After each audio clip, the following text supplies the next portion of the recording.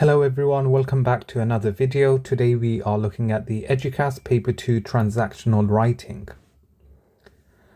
For transactional writing, you get marked for AO5, which is marked out of 12 marks, and AO6 you are marked out of 8 marks. So for AO5 we are looking at your communication and organization, and for AO6 we are looking for your vocabulary, sentence structure, spelling and punctuation. For AO5, how do you score the top bands? There are certain things you need to do when writing your answer in order to score the top bands. So these include the following. So you can show sophisticated understanding of the purpose and format of the text, show sustained awareness of the reader and the intended audience. You can use the appropriate register confidently and adapt your register to suit the purpose and audience. Your content is ambitious, pertinent and sophisticated.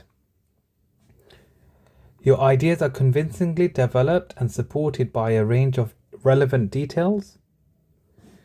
The shape and structure of your writing is sophisticated and you can communicate with ambition and sophistication. And for sure, here it needs to be relevant and applicable. So it's the quality of your ideas and how you present those. It has to be convincing. Your writing must be ambitious and you must demonstrate sophisticated understanding. And for AO6, for your spelling, punctuation and grammar, how do you score the top marks? For the 8 marks, you must demonstrate the following. You can use a variety of appropriate and effective sentence structures. Almost all of my sentences are controlled and accurate. You can use a range of punctuation confidently and accurately. Almost all spelling, including complex irregular words, is correct. Your control of tense agreement is totally secure. And finally, you can use a variety of appropriate, ambitious vocabulary to create effect or convey precise meaning. In simple terms, for AO6, you must demonstrate accurate spelling, the use of a wide variety of punctuation, and it must be used correctly. And also you must use a varied use of sentence lengths and sentence types. So that includes using short simple sentences, long complex sentences, compound sentences, imperative sentences as well. So this is the criteria. Do take a screenshot of this as you may need to use this when writing your own questions. It's something that you may want to screenshot and maybe save it for revision purposes.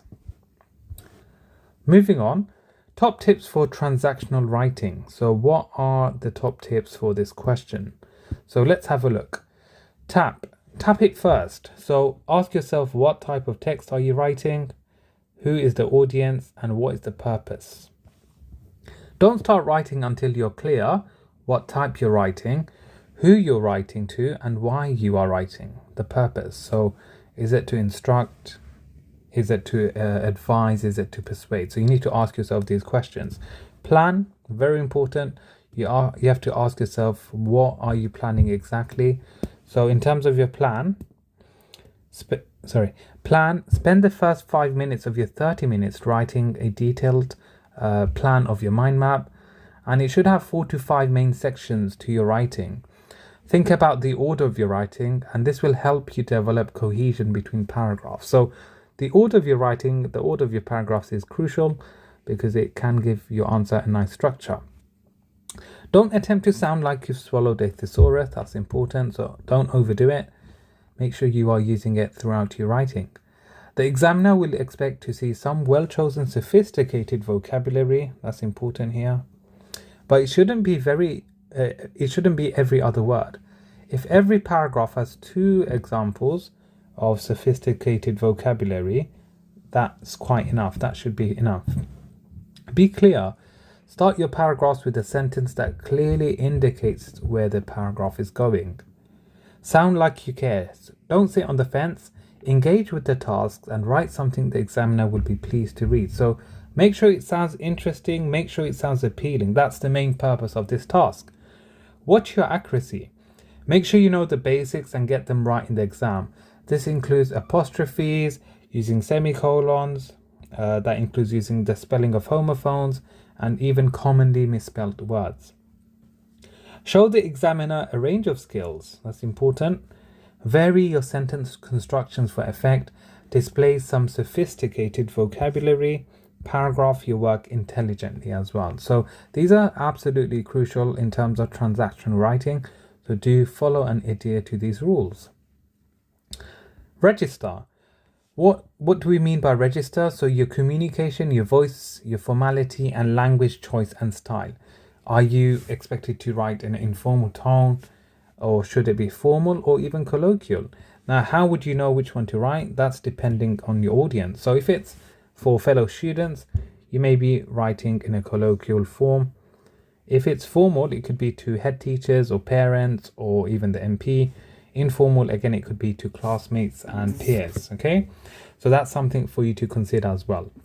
And then moving on for AO5, as mentioned before, what are you expected to demonstrate? So you must communicate clearly, effectively, and imaginatively, selecting and adapting tone, style, and register for different forms, purposes, and audiences. Organize information and ideas using structural and grammatical features to support coherence and cohesion of text. And for AO6, use a range of vocabulary and sentence structures for clarity, purpose, and effect, with accurate spelling and punctuation. Very important. So this again is mentioned in our checklist, so it does go hand in hand together. And finally, the timings. How do we go over the timing? So as you know, there are 2 short non-fiction writing tasks for Eduqas. You must spend 30 minutes on each task. 5 minutes for your plan, okay? 20 minutes for your writing. 5 minutes checking over your spag. That's very important. Make sure you are checking. Please check your work. Very important. And 300 to 400 words long. So you're looking for around 1 to 1.5 pages. And section B is a total of 40 marks and it's worth 30% of your grade. So that takes us towards the end of the video. I hope this has given everyone a better understanding of how to attempt section B of the Eduqas English Language GCSE paper. Again, this is something that if you follow, you should be able to achieve the higher marks. Now it's over to you. Have a go at answering the question on the exam conditions. Use what we have gone over. Make sure you write these notes down on a flashcard to help enhance your knowledge, and have a go at this under exam conditions. Thank you for watching. Please subscribe, like, and share for more.